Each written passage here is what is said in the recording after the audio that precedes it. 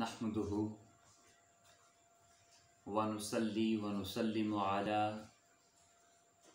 सय्यिदिना व शफीना व हबीबिना मुहम्मद रसूलिहिन नबीयिल अमीनिल मकीनिल हनीनिल करीमिर रऊफिर रहीम व अला आलिहि तय्यबीन अत्ताहिरीन व सहबिहिल किरामिल मुकरमीनिल मुत्तकीन व औलियाए उम्मतिही वल उलमाए वल मुज्तहिदीन वस्सालिहीन व अलैना मअहुम अजमईन इला यौमिद्दीन अम्मा बाद फ़अऊज़ु बिल्लाहि मिनश शैतानिर रजीम बिस्मिल्लाहिर रहमानिर रहीम या अय्युहन नास कुलू मिम्मा फिल अर्दि हलालन तय्यिबा वला तत्तबिउ खुतुवाति शैतान इन्नहु लकुम अदुव्वुम मुबीन। सदक़ल्लाहु मौलाना अज़ीम। मुअज़्ज़ज़ सामीन व नाज़रीन, बिहम्दिही तआला आज की इस नशिस्त में हम आपके सामने रिज़्क़े हलाल कुरान व हदीस की रोशनी में बयान करने की सआदत हासिल करेंगे। इससे पिछली नशिस्त में हमने आपके सामने रिज़्क़े हलाल की अहमियत को वाज़ेह किया, रिज़्क़ का लुग़वी माना क्या होता है, रिज़्क़ का इस्तिलाही माना क्या होता है। इसी तरह फिर रिज़्क़ की अक़साम कौन सी हैं। अल्लामा तबातबाई ने तफ़सीरुल मीज़ान के अंदर कितनी अक़साम को ज़िक्र किया है, वो सारी अक़साम भी हमने आपके सामने ज़िक्र की हैं। और उसके बाद फिर हलाल किसे कहते हैं, हलाल का माना क्या होता है, वो आपके सामने हमने पिछली नशिस्त में बयान करने की सआदत हासिल की है। और आज की इस नशिस्त में हम आपके सामने कुरान व हदीस की रोशनी में चंद कुरान करीम की आयात बय्यनात और चंद अहदीस मुबारका आका अलैहिस्सलातु वस्सलाम के इरशादात वो आपके सामने रिज़्क़ के मुतालिक और रिज़्क़े हलाल के मुतालिक बयान करने की सआदत हासिल कर रहे हैं। जो आयत करीमा मैंने आपके सामने तिलावत करने का शर्फ हासिल किया, ये सूरा बकरा की आयत नंबर 168 है, जिसमें खालिक़ कायनात ने इरशाद फरमाया या अय्युहन नास, ए लोगो। इस आयत करीमा में सबसे पहले जो बात आती है वो ये है कि खालिक़ कायनात ने डायरेक्ट इंसान को मुखातब फरमाया है और इरशाद फरमाया या अय्युहन नास, ए लोगो। अब देखें, कोई बात अगर मैं कहूँगा तो उस बात की अहमियत कुछ और होगी। अगर इसी बात को कोई आलिम और इसी तरह कोई बहुत बड़ा आदमी, कोई अल्लाह का वली, कोई सहाबी बयान करेगा तो उस वक़्त इस बात की अहमियत और बढ़ जाएगी। और अगर इसी बात को अल्लाह का रसूल, अल्लाह का नबी, अल्लाह का पैगंबर वो अपनी ज़ुबान से इरशाद फरमाएगा तो उस बात की अहमियत और ज़्यादा बढ़ जाएगी। और अगर उसी बात को खालिक़ कायनात अल्लाह रब्बुल इज़्ज़त खुद इरशाद फरमा दे तो उस बात की अहमियत और उस चीज़ की अहमियत सबसे ज़्यादा बढ़कर होगी। तो यहाँ पर भी खालिक़ कायनात ने डायरेक्ट इंसान से खिताब किया है और इरशाद फरमाया या अय्युहन नास, ए लोगो। अब देखें, लोगों के अंदर मुसलमान भी आ जाते हैं, इसके अंदर यहूदी भी आ जाते हैं, इसके अंदर ईसाई भी आ जाते हैं, इसके अंदर हिंदू भी आ जाते हैं, सिख भी आ जाते हैं, तमाम मज़ाहिब से ताल्लुक़ रखने वाले लोगों में आ जाते हैं, नास में आ जाते हैं। तो अल्लाह पाक ने सबसे पहला जो नुक्ता इस आयत करीमा में बयान करना मकसूद है वो ये है कि खालिक़ कायनात ने तमाम इंसानों को मुखातब किया है, फ़कत मोमिनीन को, मुसलमानों को मुखातब नहीं किया, बल्कि इरशाद फरमाया या अय्युहन नास, ए लोगो। तमाम लोगों को मुखातब करके इरशाद फरमा दिया क्या, कुलू मिम्मा फिल अर्दि हलालन तय्यिबा, ए लोगो जमीन में से फकत वही खाओ जो तुम्हारे लिए अल्लाह पाक ने हलाल और पाक कर दिया है, इसके अलावा और कुछ ना खाओ। تو دوسری بات یہ آ جاتی ہے کہ خالق کائنات نے اس زمین کے اندر جو حلال کیا ہے تمہارے لیے اور جو پاکیزہ کیا ہے تمہارے لیے، فقط انسان کو حکم دیا جا رہا ہے کہ وہ اسی میں سے کھائے۔ اور آگے ارشاد فرمایا وَلَا تَتَّبِعُوا خُطُوَاتِ الشَّيْطَانِ، اور تم شیطان کی پیروی نہ کرو۔ مراد کیا ہوا کہ جو شخص رزق حلال کھاتا ہے وہ اللہ رب العزت کی پیروی کر رہا ہے، وہ خالق کائنات کے حکم کی تعمیل کر رہا ہے۔ اور ارشاد فرمایا وَلَا تَتَّبِعُوا خُطُوَاتِ الشَّيْطَانِ، اور تم شیطان کی پیروی نہ کرو، یعنی اگر تم رزق حلال نہیں کھاؤ گے، تم رزق حرام کھاؤ گے، تو پھر گویا تم شیطان کی پیروی کر رہے ہو۔ تو انسان کو چاہیے کہ ہمیشہ رزق حلال کھائے۔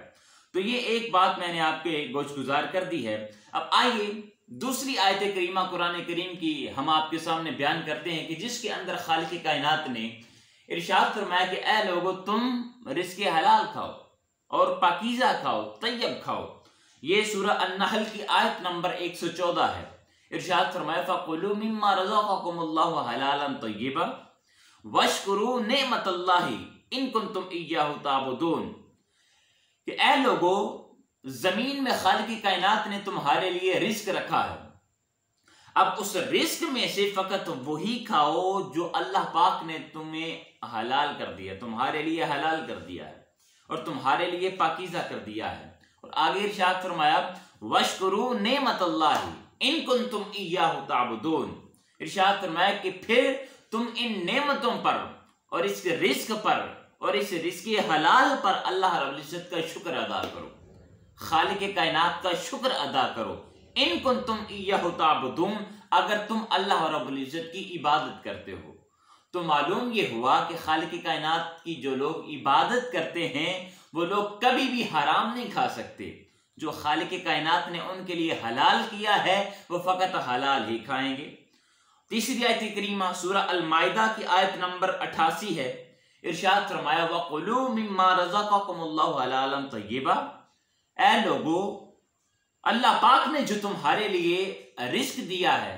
رزق لکھ دیا ہے، اس رزق میں سے فقط حلال اور پاکیزہ کھاؤ، حلال اور طیب کھاؤ۔ وَاتَّقُوا اللَّهَ الَّذِي أَنْتُمْ بِهِ مُؤْمِنُونَ، اور اللہ رب العزت سے ڈرتے رہو اور تقوی اختیار کرو۔ تو ان تمام آیات بینات میں ایک بات بڑی واضح ہے کہ خالق کائنات نے ڈائریکٹ انسان سے خطاب کیا ہے اور ارشاد فرمایا کیا لوگو تم زمین میں سے فقط وہی کھاؤ جو اللہ پاک نے تمہارے لیے حلال کر دیا ہے اور تمہارے لیے پاکیزہ کر دیا ہے۔ اسی طرح چند آیات بینات میں نے آپ کے سامنے فقط بیان کی ہیں، اسی طرح اور بھی اللہ رب العزت نے قرآن کریم کے اندر رزق حلال کھانے کی تلقین فرمائی ہے، اور اس کے حلال کھانے کی ویسے ہی بڑی اہمیت ہے جو ہم نے پچھلی اپنی نشست میں آپ کے سامنے چند چیزیں رکھی تھیں، اس کی روشنی میں اگر دیکھا جائے تو اب آئیے آقا علیہ السلام کے فرمان کی روشنی میں دیکھتے ہیں کہ رزق حلال کی اہمیت کتنی زیادہ ہوتی ہے۔ آقا علیہ السلام نے رزق حلال کے بارے میں کیا ارشاد فرمایا ہے۔ اس حدیث مبارکہ کو امام احمد بن حنبل نے اپنی مسند میں روایت کیا ہے، اور اس حدیث مبارکہ کو روایت کر رہے ہیں حضرت رافع بن خدیج۔ ارشاد فرما قیل یا رسول اللہ صلی اللہ علیہ وسلم ای الکسب اطیب، آقا علیہ السلام سے سوال کیا گیا یا رسول اللہ صلی اللہ علیہ وسلم ہمیں بتائیے کہ اس زمین میں سے کون سی چیز سب سے زیادہ پاکیزہ ہے، سب سے زیادہ طیب ہے، سب سے زیادہ پاک ہے۔ آقا علیہ السلام نے کیا ارشاد فرمایا عمل الرجل بیدہ، آقا علیہ السلام نے ارشاد فرمایا کہ وہ عمل جو انسان اپنے ہاتھوں سے سر انجام دیتا ہے، یا وہ کمائی جو انسان اپنے ہاتھوں سے کماتا ہے، محنت کرتا ہے، مزدوری کرتا ہے اور اپنے ہاتھوں سے وہ چیز کماتا ہے اور کھاتا ہے، تو وہ جو چیز ہے، وہ جو کسب ہے، وہ کمائی ہے، وہ سب سے زیادہ پاکیزہ ہے، سب سے زیادہ طیب ہے، سب سے زیادہ پاک ہے۔ اور آگے ارشاد فرمایا وَكُلُّ بَيْءٍ مَبْرُورٍ، اور ہر اچھی تجارت وہ بھی سب سے زیادہ پاکیزہ ہے اور سب سے زیادہ اچھی تجارت ہے، سب سے زیادہ اچھی کمائی ہے۔ اسی طرح دوسری حدیث مبارکہ امام بخاری نے اس کو صحیح بخاری میں ذکر کیا ہے، قال رسول اللہ صلی اللہ علیہ وسلم ما اکل احد طعاما قط خیرا من ان یاکل من عمل یدیہ وان نبی اللہ داؤد علیہ السلام کان یاکل من عمل یدیہ۔ ارشاد فرمایا کہ انسان جو اپنے ہاتھوں سے خود محنت کر کے کماتا ہے، انسان اپنے ہاتھوں سے جو محنت کرتا ہے، تو وہ انسان کا اپنے ہاتھوں سے محنت کر کے کمانا اور اس میں سے پھر اپنا رزق حاصل کرنا، اپنے بیوی بچوں کا رزق حاصل کرنا، اس کے بارے میں آقا علیہ السلام نے ارشاد فرمایا کہ اس سے بہتر کوئی کمائی نہیں ہے، اس سے بہتر کوئی رزق نہیں ہے، اس سے پاکیزہ کوئی رزق نہیں ہے جو انسان اپنے ہاتھوں سے محنت کر کے کماتا ہے اور پھر اسے اپنا اور اپنے بیوی بچوں کا پیٹ پالتا ہے۔ اور آگے ارشاد فرمایا وَإِنَّ نَبِيَّ اللَّهِ داؤد علیہ السلام، اور اللہ رب العزت کے جو نبی ہیں حضرت داؤد علیہ السلام، ان کے بارے میں ارشاد فرمایا کانا یاکل من عمل یدیہ، وہ کیا کرتے تھے، وہ اپنے ہاتھوں سے کمائی کر کے، اپنے ہاتھوں سے نیک چیز کماتے، کسب کرتے، اور اس کے بعد پھر اس میں سے جو رزق آ جاتا، جو کھانا آ جاتا، وہ فقط تناول کیا کرتے تھے۔ تو دیکھیں رزق کی بڑی اہمیت ہے، رزق حلال کی بڑی اہمیت ہے، جو انسان رزق حلال کھاتا ہے اس کے بارے میں آگے آقا علیہ السلام نے ارشاد فرمایا۔ اس حدیث مبارکہ کو حضرت ابو ہریرہ رضی اللہ تعالیٰ عنہ آپ بیان کرتے ہیں، ارشاد فرمایا لَأَنْ يَحْتَطِبَ أَحَدُكُمْ حُرْمَةً عَلَى ظَهْرِهِ خَيْرٌ لَهُ مِنْ أَنْ يَسْأَلَ أَحَدًا فَيُؤْتِيَهُ أَن يَمْنَعَهُ۔ ارشاد فرمایا کہ اگر کوئی انسان لکڑی کا گٹھا کاٹ کر لاتا ہے اور پھر اس کو اپنی پیٹھ پر لاتا ہے، پھر بازار میں جا کر اس کو فروخت کرتا ہے اور اس میں سے جو رزق آ جاتا ہے، جو کھانا آ جاتا ہے، اسے اپنا پیٹ پالتا ہے، اپنے بیوی بچوں کا پیٹ پالتا ہے، تو آقا علیہ السلام نے ارشاد فرمایا خیر اللہ، وہ اس انسان سے بہتر ہے جو شخص لکڑی کا گٹھا اپنے پیٹ پر لاتا ہے، بیچتا ہے، وہ انسان اس سے بہتر ہے۔ اب کس سے بہتر ہے؟ ارشاد فرمایا من ان یسأل احدا فیؤتیہ او یمنعہ، اس انسان سے بہتر ہے جو لوگوں کے سامنے سوال کرتا پھر رہا ہے، جو لوگوں سے مانگتا پھر رہا ہے، اب لوگوں پر ڈیپینڈ کرتا ہے کہ وہ اس کو عطا کر دیں یا اسے منع کر دیں۔ تو وہ انسان جو کمائی کرتا ہے، اپنے ہاتھوں سے عمل کرتا ہے، تو تاجدار کائنات حضرت محمد مصطفیٰ صلی اللہ علیہ وآلہ وسلم آپ نے ارشاد فرمایا کہ وہ انسان بڑا افضل ہے، اس انسان کی اس سوسائٹی کے اندر بڑی عزت ہوتی ہے جو خود اپنی کمائی کھاتا ہے۔ اور اسی طرح اگلی حدیث مبارکہ ارشاد فرمایا حضرت عبداللہ ابن مسعود رضی اللہ تعالیٰ عنہ وہ روایت کرتے ہیں، آقا کریم صلی اللہ علیہ وسلم نے ارشاد فرمایا کہ اگر کوئی شخص حرام رزق کھاتا ہے، اس کو کمایا، خود بھی کھاتا ہے اور اپنے بیوی بچوں پر بھی خرچ کرتا ہے، اور اسی میں سے وہ خرچ کرتا ہے یعنی صدقہ کرتا ہے، تو اللہ پاک اس کے صدقہ کو، جو وہ مال حرام کا کما رہا ہے اور اسی میں سے خرچ کر رہا ہے، خالق کائنات اس صدقہ کو اپنی بارگاہ میں قبول نہیں فرماتا۔ جو انسان رزق حرام کمائے اور یہ سوچے کہ اس کو میں اب صدقہ کر دیتا ہوں، غریبوں میں بانٹ دیتا ہوں، مساکین میں یتیموں کی مدد کر دیتا ہوں، تو اس کی مدد کرنے کا کوئی فائدہ نہیں ہوگا، کیونکہ اللہ پاک اس کو اپنی بارگاہ میں قبول ہی نہیں فرماتا جو بھی وہ صدقہ کرتا ہے۔ کیوں؟ اس لیے کہ وہ جو رزق ہے وہ رزق حلال نہیں ہے بلکہ رزق حرام ہے۔ اور آگے ارشاد فرمایا جو خرچ کرتا ہے اللہ پاک اس کے اندر برکت نہیں فرماتا، یعنی رزق حرام کمایا اور اپنے اہل و عیال پر، اپنے رشتہ داروں پر اس کو خرچ کیا، تو اللہ پاک اس کے اندر برکت نہیں فرماتا۔ اور آخری چیز ارشاد فرمایا ترکہ، اور وراثت چھوڑے۔ اگر کوئی اس دنیا سے چلا جاتا ہے اور اس کے پیچھے جو ترکہ ہے، جو وراثت ہے، وہ رزق حرام ہے، اور ارشاد فرمایا تو جو اگر رزق حرام اپنے ورثاء کے لیے اس دنیا میں چھوڑ جاتا ہے تو وہ اپنے لیے آگ میں اضافے کا سبب بنتا رہتا ہے۔ تو وہ جو رزق حرام ہے وہ اس انسان کے لیے کیا بنتا رہتا ہے؟ وہ اس کے لیے پھر آگ میں اضافے کا سبب بنتا رہتا ہے۔ تو انسان کو چاہیے کہ ہمیشہ رزق حلال کھائے، اپنے اہل و عیال پر خرچ کرے،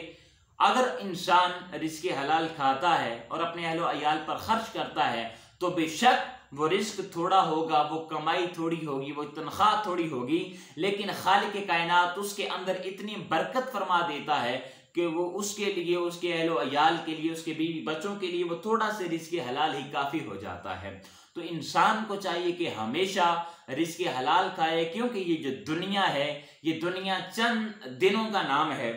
چند مہینوں کا نام ہے، چند ہفتوں کا نام ہے، معلوم نہیں ہے کہ ہم نے کب اس دنیا سے چلے جانا ہے، لیکن جتنا عرصہ انسان اس دنیا پر بسر کرے انسان کو چاہیے کہ کبھی بھی حرام کا لقمہ نہ تو اس کے اپنے پیٹ میں جائے، نہ اپنے بیوی بچوں، اپنے اہل و عیال، اپنے خاندان کے پیٹ میں جانا چاہیے۔ تو انسان کو چاہیے کہ ہمیشہ رزق حلال کھانا کھائے، کیونکہ اسی کی بڑی اہمیت ہے، بڑی فضیلت ہے، اور اللہ رب العزت کا فرمان ہے، آقا علیہ السلام کا فرمان ہے کہ اے انسان، تم نے اگر رزق کھانا ہے تو وہ رزق حلال ہونا چاہیے، اس کے اندر رزق حرام وہ مکس نہیں ہونا چاہیے، اس کے اندر ملا ہوا نہیں ہونا چاہیے۔ اگر انسان رزق حلال کھائے گا تو انسان کے گھر میں جتنی بھی پریشانیاں ہیں، جتنی بھی بیماریاں ہیں، جتنے بھی ذہنی سکون انسان کو جو میسر نہیں ہوتا، وہ رزق حلال کھانے کی وجہ سے خالق کائنات یہ تمام پریشانیاں ان کے ختم کر دے گا۔ اللہ رب العزت کی بارگاہ میں التجا ہے